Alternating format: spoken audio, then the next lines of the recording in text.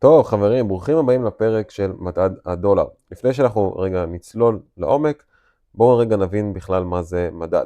היום בין אם אתם מודעים או לא מודעים, אתם משקיעים כנראה במדדים של נגיד S&P, נסדק, אפילו בארץ יש לנו תל אביב 125.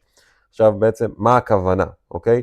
כשאומרים מדד זה בעצם אומר שיש לי שם כמה חברות שבעצם הן כלולות בתוך הקרן הזאת, ואם אני משקיע בקרן הזאת, במדד הזה, אז כנראה שאני משקיע בכל המניות האלה בו זמנית, והכסף שלי מתחלק בין כולם לכולם. עכשיו, לצורך העניין, ב-S&P 500 יש לי את ה-500 חברות הכי גדולות, יש את הנסדק שזה טכנולוגיות, תל אביב 125 שזה החברות פה בארץ, ובעצם בכל מדד יש לי את המניות האלה, אוקיי?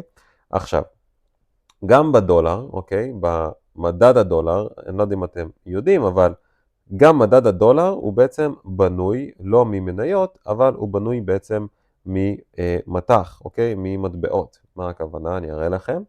לצורך העניין, כשאני בא ומשקיע במדד הדולר, אני בעצם משקיע ביורו דולר, אוקיי? גם ביורו, גם במטבע קנדי, גם בפאונד, גם ביין ובשוודי, ויש לי פה כל מיני בעצם נקרא לזה מטבעות, אוקיי? איך נקרא לזה? סחורות, שאתם בעצם משקיעים בהם. לא סחורות, יותר נכון מטבעות.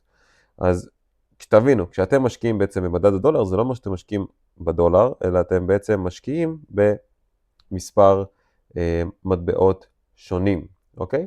אז לצורך העניין, אני רגע רוצה ללמד אתכם משהו כשאני מסתכל על מדד הדולר, כי בסוף יש פה נתון שהוא מאוד מאוד חשוב שאתם צריכים להבין, איזשהו עובדה מסוימת, שבעצם יש קורולציה, אוקיי? בין הדולר לבין מטבעות אחרים. מה הכוונה?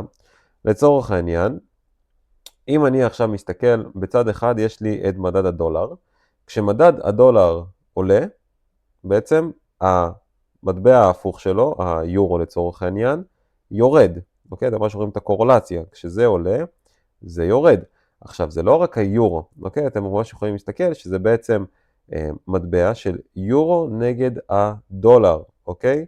עכשיו, אתם בעצם יכולים לבוא ולהגיד, אוקיי, יש את היורו, עכשיו יש גם כל מיני, יש גם פאונד דולר, יש גם ין דולר, אוקיי? יש קנדי, יש שוודי, ואתם רוצים לדעת שבהתחלה יהיה כתוב את המטבע, את היורו, פאונד וכולי, ואחר כך יהיה כתוב את הדולר, וזה בעצם תקף לקורולציה, אוקיי?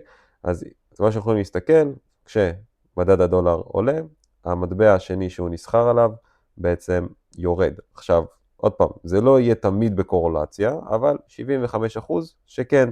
ואני מסתכל על זה כי בעצם אם אני יודע לבוא ולנתח לאיפה הדולר הולך, אז אני יודע להגיד לאיפה המטבעות האחרים הולכים, במידה ואני סוחר על המטח.